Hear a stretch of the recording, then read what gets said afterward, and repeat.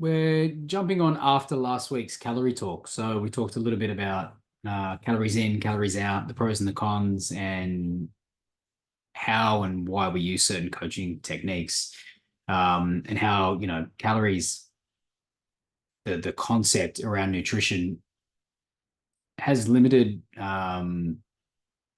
scope really, and definitely in terms of the benefit to the client can have limited reach in terms of them getting to their results or just health and wellness in general.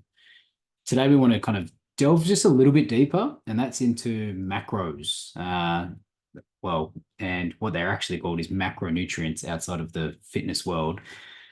Well, I want everyone, here and on the recordings to kind of get a better grasp of what are they and why are they so widely touted, why are they important, some common issues to the sort of if it fits my macros nutrition, and really, as always, I want to lead with some tools to help you on your sustainable journey, but to piece together some of today's information so that we can actually figure out if macros are appropriate, how do we use them effectively, which is where a lot of people kind of fall down, really. So, Jeffrey, what's like when you think macronutrients? What first comes to mind for you? Carbs, protein, and fats. Oh, I like it. Bang. 1, 2, 3. We're smashing it today. But a lot of misinformation about what's important in those as Yeah. well.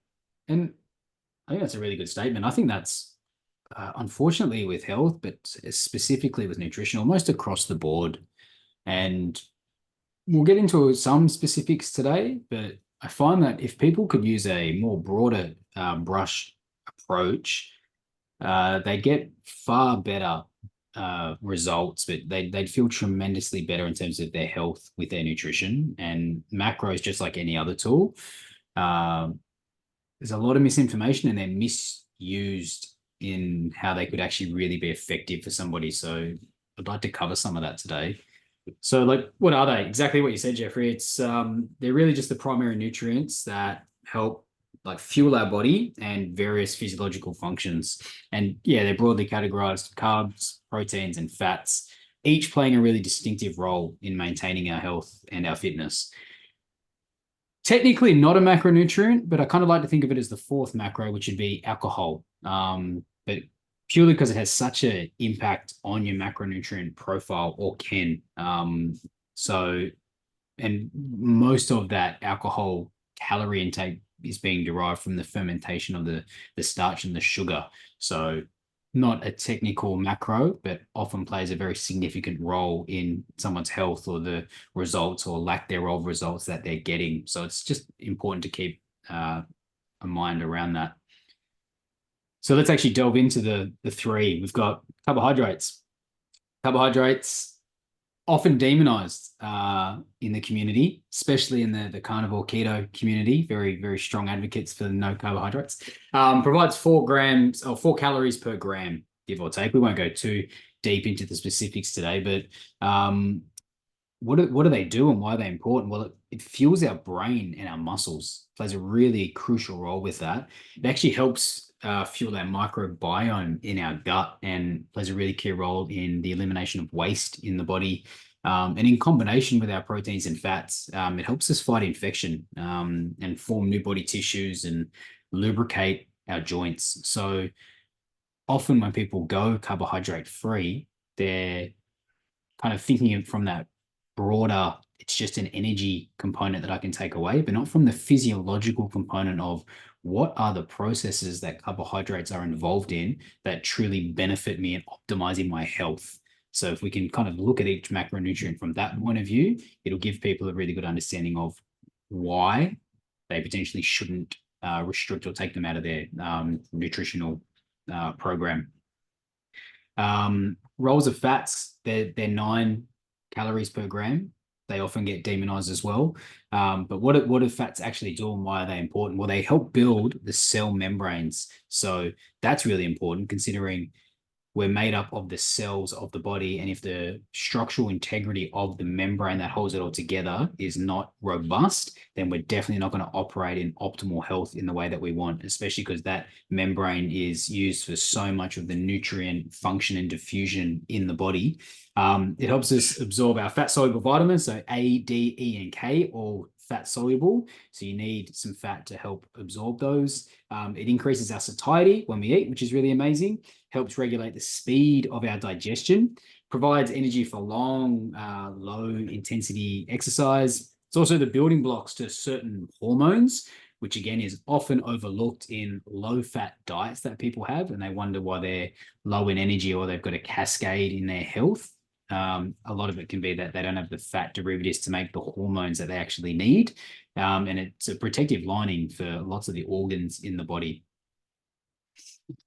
Protein, widely touted, especially in the gym community, provides 4 calories per gram. And you'll hear a whole bunch of different chats around what people need.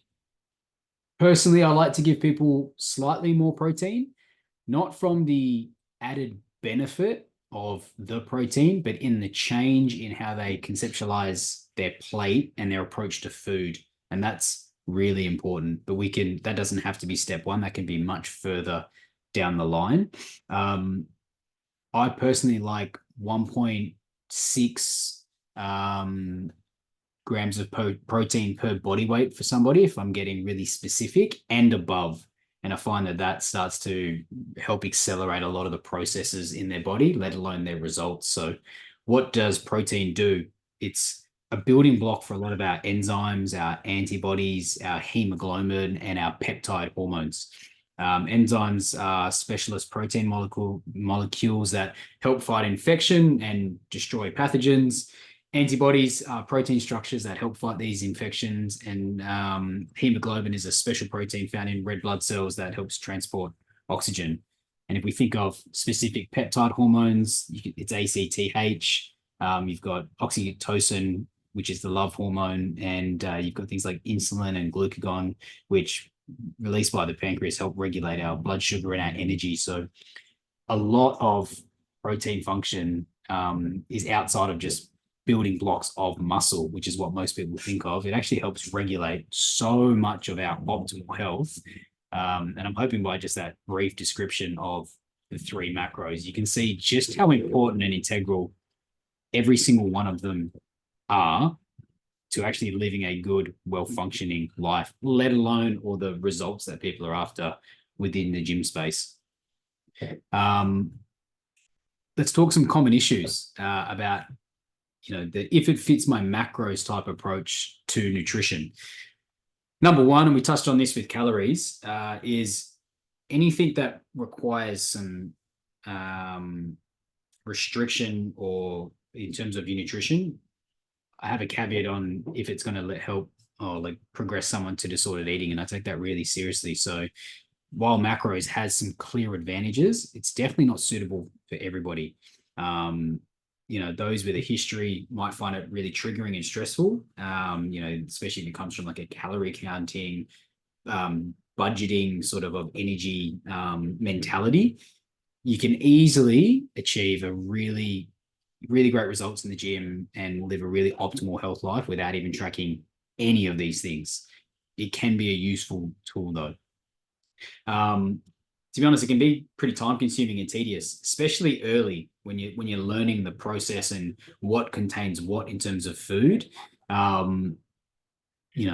it also means dining out can be really, really difficult. You got to try to estimate what's using what. That's tricky, often inaccurate, and it can have a really big impact on people's social lives. So the need to measure and log things really interferes with social interactions and the conversations that are then progressing from that. Can be a bit awkward for people. So they often will then avoid those situations to then just not do it at all, which is, in my books, not a net win at any time. Again, I talk about this a lot. There'll be a bias in a lot of people's coaching, and mine is always long-term sustainability to stop people riding the roller coaster of health and wellness and building positive relationships with whatever the health modality is that we're talking about, be it self-care and prioritizing themselves, whether it's stress in the CNS, whether it's their nutrition, whether it's their body composition, whether it's their physical movement. I don't mind what it is. I just know that a positive relationship with that means it will be in their life for the long term and sustainable. So that's exactly where my point of view is when I'm coaching people through these processes. Number 3 is digestion. Most people are pretty stressed, especially all the people that we see, and they've spent years with let's call it an inconsistent lifestyle around their nutrition. So their digestive system's generally not optimally functioning. So, when you're just counting macros, we'll get to, well, people just often, they think a macro is a macro, but as we discussed last week, a calorie is not just a calorie. There is a cascade on every calorie that you consume and the information that calorie gives your body. The same with your macronutrients. So if you have a Pop-Tart or a jelly bean and you think that fits into your carbohydrate macros, there'll be a digestive response in response to those processed carbohydrates, which will normally backfire. So people can fit their macros, but they often feel lethargic, they've got gas, they've got bloating, they've got pain, and they get stagnated results even when hitting them. And this is mainly around the quality of the macro and therefore the digestive or the negative digestive consequence you get from that. On that, its macros don't actually account for food quality a lot of the time. So outside of your macronutrients, you've got your micronutrients. And micronutrients are important for a whole bunch of things in terms of supplying us with the tools for the catalyst for a lot of the functions that we need in the body. But again, we just discussed it. If you get one of your macros from a source that's not as good in terms of its quality profile, and my quality profile normally ranges from processed foods over here all the way to good quality whole foods over here, and your whole foods will have a much better net impact than your processed versions will. But in terms of these micronutrients, it's going to help you with recovery. It's going to help you with protecting you from injuries, but it not only your overall health, but it will help you lose body fat. But if you don't have these building blocks and things like your immune system can be weakened from not having these vitamins and minerals, you're going to find it really difficult to lose body fat, build muscle, perform, increase your strength markers, run further, whatever it may be, with a weakened immune system and a weakened digestive system. So I've gone on a bit of what are the negatives, but let's actually talk about what are the positives. One of the things I love about it is it brings more awareness to the type of food people are eating. The same way potential calories can get people a better understanding of what's denser than other foods, macros kind of work in the same concept. You just become more aware of what's what. You can hopefully build a more diverse diet. You might notice sort of regular patterns and food groups you're enjoying or lack of food groups that you aren't quite putting in your diet. That helps you build your own nutritional knowledge, which is really important. And potentially it can help you eat more mindfully. So you can start to connect with how food is making you feel rather than just putting it as a number in a tracker, so to speak. It can help you to track whether you're eating enough, really. So does what I'm eating help support the energy demand that I have? So does it help support my workouts? Does it help promote the muscle recovery from those workouts? And it can also help with helping with the metabolic slowdown that often happens with our low calorie diets or people that don't have their macros in the ratios that we would prefer, which again, all of that hinders results and then definitely hinders optimal health. So what are my recommendations when it comes to macros? Well, I like to keep things pretty simple. And once people hit the simple, more broad stroke versions, we can then get more specific if it's needed in relation to where they're at in terms of their emotional health and whether they're ready, willing, and able to take that next step and whether that next step is even conducive to their goals. But I've got a couple of really easy recommendations that I love. And one of them is to, outside of macros, eat every 3 to 4 hours. So why do I care so much? Well, one, regular meals reduce hunger and limit people's food cravings. So that's really important, considering, trying to fight against those cravings is actually a really difficult task. So if we can put in a system that puts you in the best possible chance to not get those cravings, you're already going to be one step ahead and set yourself up for success. So it increases your sustainability and the adherence to whatever your nutritional program is. And to be honest, the other thing is you need to find meals and meal timings that work best for you in your individual circumstances.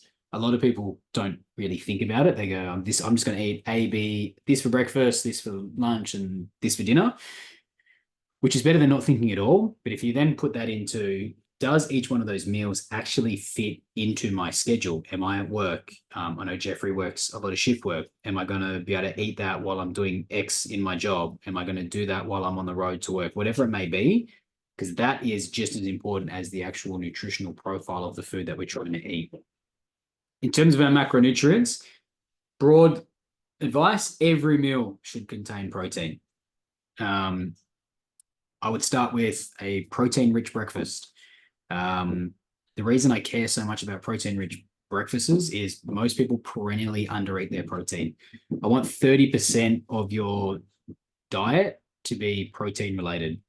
These will vary depending on individual circumstances, but most people will find 30 will be a good place to start feeling optimal and to get the best results that they're after. When I see some food records, most people eat about 15%. Most people that are on plant-based would be sub 15 if they haven't quite got their bearings on what proteins to incorporate. And we discussed it earlier on, the true benefits of protein in the diet and all the physiological responses that they have. 30% is a must, and people feel markedly better in terms of their energy and their results when they do hit that. What does that look like? It's about 20 to 30 grams per meal for women. It's about 30 to 40 for men. And if we get it in early in the day, it doesn't actually matter when you get it in the day, but early in the day, you'll find you get more flexibility and it'll set you up for success, because then things will happen, work will happen, social outings will happen, and it means you've done the hard work early to get the necessary protein in. It's also going to help you increase your satiety and help build more muscle mass, which is really important in terms of results and regulating hormonal function and your metabolism. I want you to eat veggies with every single meal. People perennially undereat their vegetables. Now, what would that, we'll get into hand sizes in a second, but it should be about a third to a half of your plate. The more color, the better. I like to start people with 3 vegetables in that third to half a plate, and then we can start to increase it as we go. It's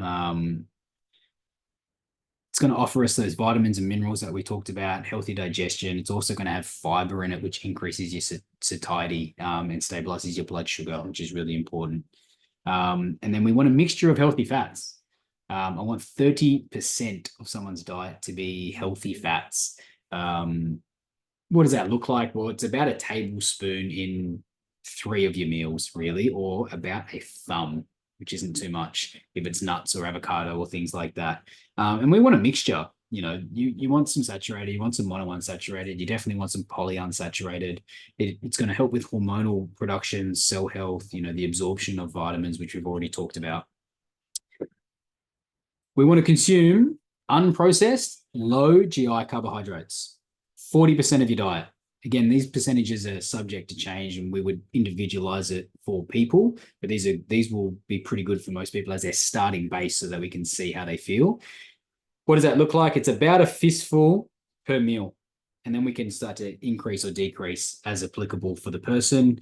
You know, berries, pumpkins, sweets, these are all fantastic. They're going to help fuel our intense workouts. A lot of what we see with low carbohydrate diets is people are calorie restricting. They don't even add back the other macros to help with the lack of energy that they've dropped from the carbohydrates. And then they lack a lot of energy to actually do the thing that they want to do in the gym or move, or the cognition to do performance at work because of it.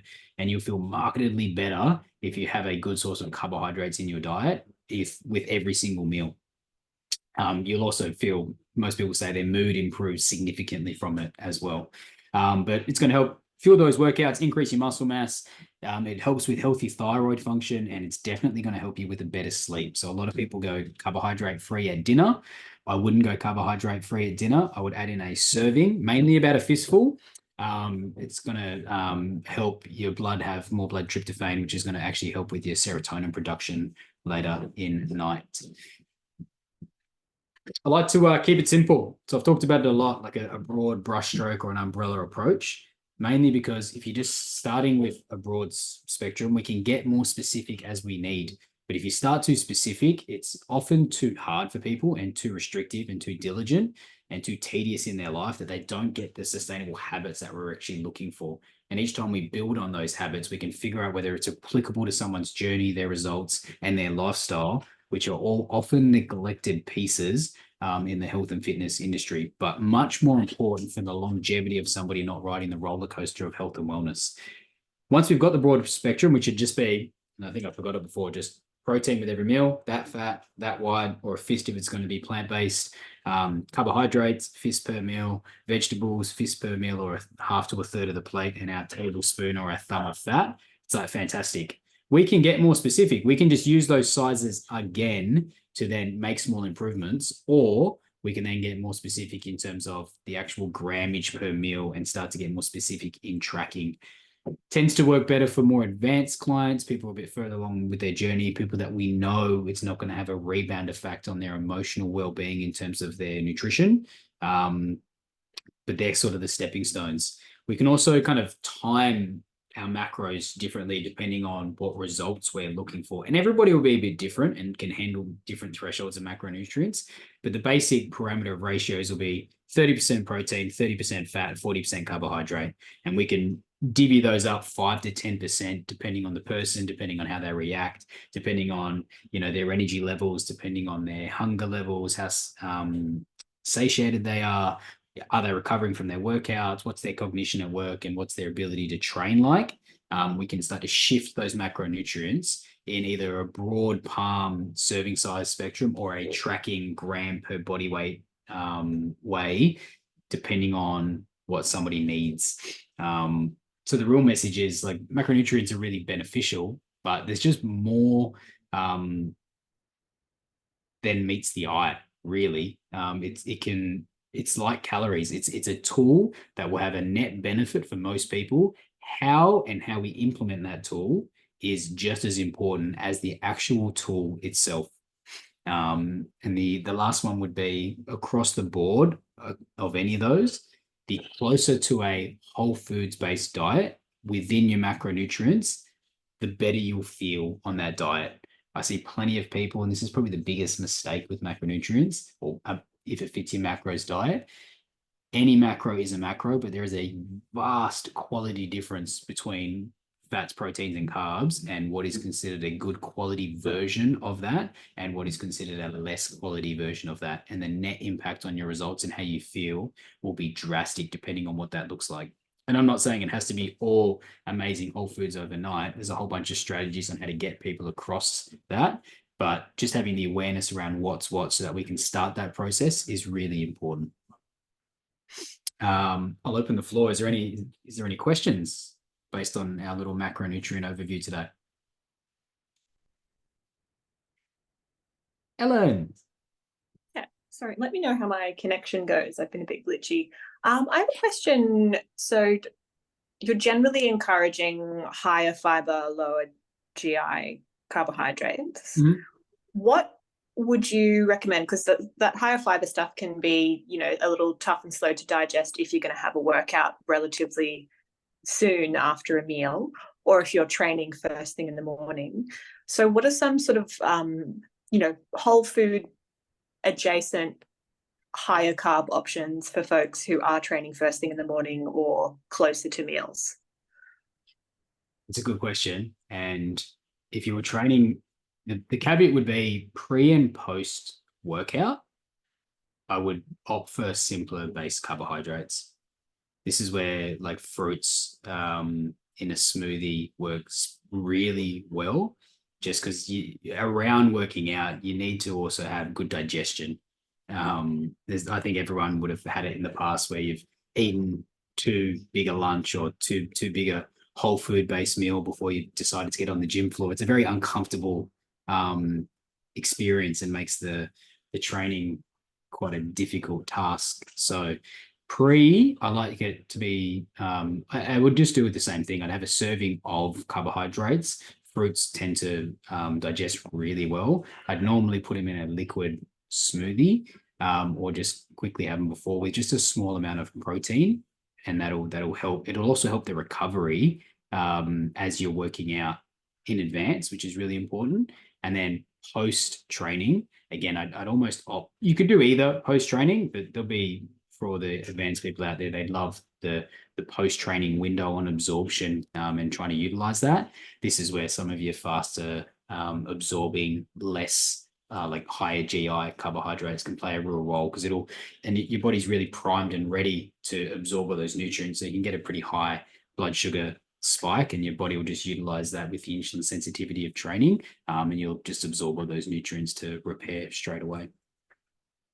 So yeah, that's a good question, because normally I wouldn't start there, because normally I don't mind, if someone can train and get the basics done first, then we can move to more advanced questions like that one, which is a beauty. Jeffrey, anything you'd like to add today? Just a question. Why do you think people are so obsessed with things like low carb? And I think of a lot of my colleagues at work are doing the kind of the yo-yo dieting thing, and low carb and keto. But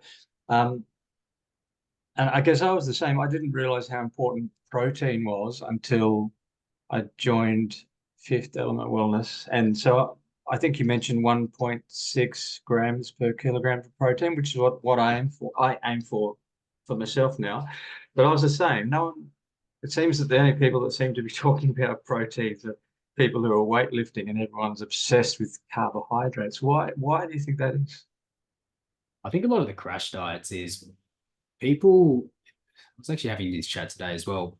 People would rather something that's way more restrictive to get immediacy in their results, and that's kind of the mentality which drives a lot of the changes in here. It's much easier to ask somebody to go, carnivore or keto or intermittent fast, which are all heavily restricted versions of nutrition, than it is just to say, can we do a balanced macronutrient profile that's easy and sustainable. But the thing that they don't like to hear is it may take slightly longer, but over the course of the 12-month journey for them, they'll be in a far better position than their yo-yo dieting counterparts. But everybody also likes to believe that they'll be a bit different and they won't be the person that rebounds. And they may be different, but when the problem is with all the yo-yo diets is it doesn't give you any tools to fall back on. So then that's what the rebound actually happens. Most people will get a pretty short, sharp, drastic response to any of the restrictive diets. But a lot of those restrictive diets also, the thing that actually makes them work so well is the fact that people cut out so much of the processed foods. It's not the carbohydrates, it's not the keto, it's just that they've gone from whatever their version was to a predominantly whole foods based diet, which means they've cleaned their diet up significantly, which means they more than likely have dropped their calories and their body's just operating a little bit better without all the negative consequences of the process. So people are always looking for a quicker fix than a longer sustainable fix, which is where I think that comes in a lot. And proteins, the old studies would say like 0.8 to 1 gram per body weight is more than enough. Through what we see, significantly higher than that works a lot better. And one of the things that works a lot better with the over protein, you could go 1.6 to 2, maybe even 2.2, mainly because it reshapes how we formulate our meals. So it stops being, a 70% carb heavy diet, and it starts to become more of a 25, 30, 35% protein based diet. And from that tier, it's much easier to then re-drop it back and introduce carbohydrates than it is the other way around. Carbohydrates get a really bad rap, like significantly bad rap, and everyone thinks if they cut them, they'll feel tremendously better. What they don't realize is that first week that they cut a lot of their carbohydrates, most of it's just water weight and the glycogen depletion from their muscles rather than actually the fat they want to lose. And they never tell you that they feel miserable when they're off carbohydrates a lot of the time. Yeah, and I think you make a really good point about the part of it is dropping all the processed food as well. Yeah, there's potential ways of nutrition that are better for optimal health than others. But an overarching theme would be the closer to 100% whole food diet you have, the better you'll be across the board. And then from there, we can start to make finer tweaks. You know, some people will need to be slightly more plant-based. Some people will need more protein. Some people will need different styles of carbohydrates. Most people jump right to that last phase of nutrition without doing the 9 phases before it. And if they just did a more whole foods based, you know, pretty broad stroke macros diet that looks for quality over processed, they'd get the results that they're actually looking for a lot quicker than they think it's going to take. But they're often too busy trying to crash course their way through food and nutrition, and the stats say that it doesn't work for the vast majority of people out there. And that's not even taking into consideration the unfortunate impact it has on someone's mental health and the way they sort of view and shape their nutrition and eating habits, which is a real shame. Oh, thank you guys. I really, again, as always, I love taking these. I love, you know, whether we're live with Ellen and Jeffrey or whether it's on a recording. If anyone takes the time to view, jump on, or listen, like you could be doing anything with your time. And if you take away some small bits of information that can be tools for your health and wellness tool belt to sort of help you navigate, you know, a pretty tricky aspect of everyone's health and a pretty tricky industry to try to navigate on your own. Yeah, we truly appreciate it, and we really hope you take something out of these and take something away. So thank you for joining me, and I hope everyone has a lovely day.